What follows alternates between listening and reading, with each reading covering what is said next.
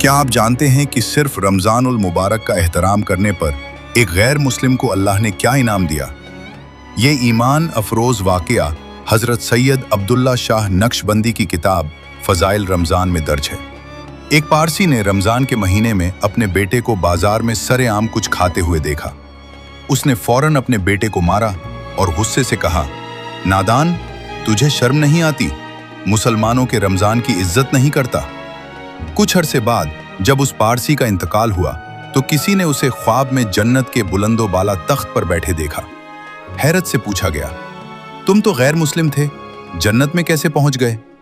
उसने जवाब दिया, जब मेरा आखिरी वक्त करीब आया तो अल्लाह ने फरिश्तों को हुक्म दिया कि इस शख्स को कुफ्र पर मत रहने दो, इसने मेरे रमज़ान की इज्जत की है, इसे ईमान की दौलत देकर मेरी खातिर मुसलमान कर लो। सुभान अल्लाह। जब एक गैर मुस्लिम को रमज़ान का एहतराम करने पर इतना बड़ा इनाम मिल सकता है तो हम मुसलमानों को इस मुक़द्दस महीने की कितनी कदर करनी चाहिए। अगर आपको ये वाक़या पसंद आया हो तो कमेंट में सुभान अल्लाह लिखें और इसे दूसरों तक ज़रूर शेयर करें।